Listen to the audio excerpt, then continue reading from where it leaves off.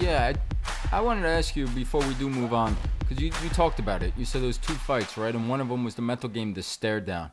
It is quite a scene to watch Alex Pereira's entrance into the octagon, right? The whole thing. I mean, it is intimidating. We've touched on this in the past. But when he's in the ring, and it's easy to say after the fact when he comes up short and loses this one, people don't say it when you win, right? But does it backfire on him? Is that stare down something that's not good for Pereira? And I'm not talking from just mentally staring him down. I mean, he locks in, stares him down across the octagon, but he does not move at all. And you always said, and watching your fighters and you training guys growing up, motion relieves tension. And guys do move before introductions. He doesn't move. It felt like 10 minutes of him just standing still without moving, and I thought he was a little dry going into the fight. Am I overthinking this? Is that part of? Did you feel that at all? See any of that? No, I think that's part of you being my son. And I thought, again, people are going to say, oh, yeah, of course you can I can't understand you anyway, people. Just like you couldn't understand what the frick I just said, I don't understand what the frick you say when you say negative things, okay? All right, I'm sorry. And I love you all. And you're obviously, it's your prerogative to say whatever the hell, I take the attitude like Muhammad Ali, the great Muhammad Ali. He used to say, half the people that come to the arena come because they love me and they come to see me win. Half come because they hate me and they come to see me lose. But one thing they both do, they buy a ticket. And as long as you guys come, thank you. Thank you for coming. Have at it. Do whatever the hell you want. At the end, but do it politely, okay? Please, a little bit. Be a little bit of a gentleman. At the end of the day, I think you're onto something. I think you're on the button. Yeah, I'm going to be careful. And if you didn't bring it up, I would have avoided it probably. And I don't avoid a lot of stuff. I don't want to take credit away from the drop ankle I have done. I don't want to give that impression. But there are thoughts out there that, and I was asked that night, there are thoughts out there that was Pereira not Pereira? Was he a little off? Was he a little bit that he looked like he wasn't as animated? He wasn't as electric. He wasn't as charged. Was there a little? It was the light bulb a little dim. To my son's point, maybe. Take nothing away from Ankalaev. If he didn't do the job, he wouldn't have won. And do what he did, what we just broke down. But maybe, because that's a great point. You stand there, the positive of it, you got to get that to wrist. The positive of it is that you can evaporate your opponent. There's no doubt about that. The negative is you spend 10 minutes frozen. I always say motion relieves tension. Keep yourself loose. It's natural. It's nature's way of dealing with tension. If you see a father, in the maternity ward, waiting for his child to be born, what does he do? He paces up and down the hall like, oh my God. He's nervous. He's going up and down. Nature takes care of you.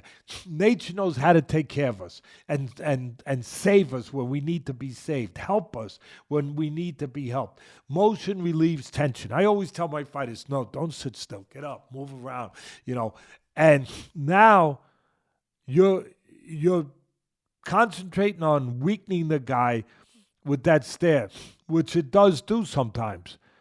But now if it doesn't work, what have you done?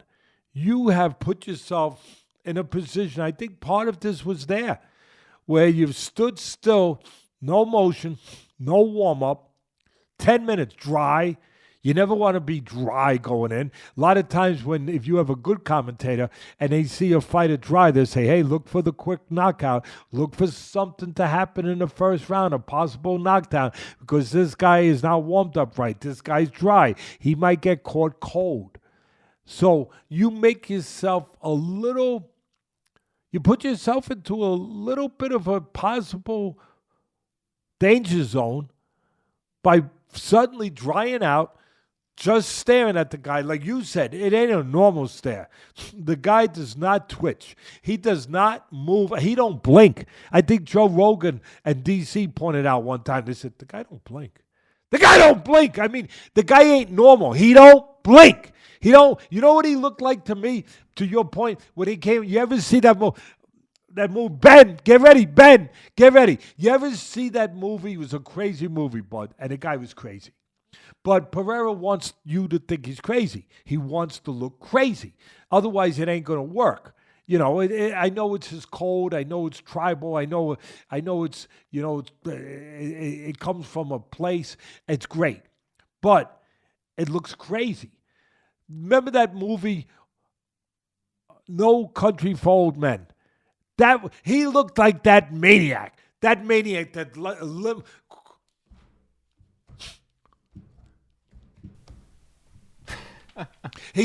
he would come down and, oh my God, what the freak is this? What the hell is this? He looked like that even when he was walking to the ring. He looked like he was limping. I was watching him. I said, oh my God, this guy could play. This guy could play that guy, you know. No Country for Old Men. He's hunting. Oh, he's hunting.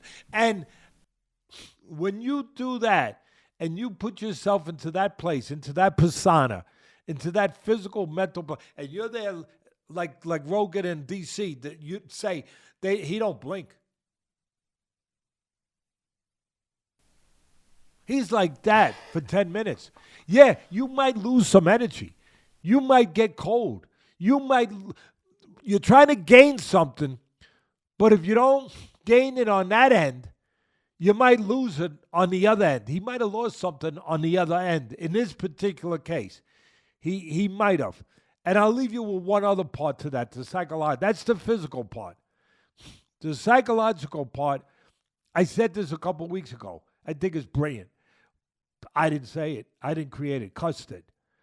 But he used to always tell me, Teddy, when part of your game is to psychologically intimidate somebody, if it doesn't work, the intimidator becomes the intimidated. That happened to Mike Tyson quite a few times, to be quite frank.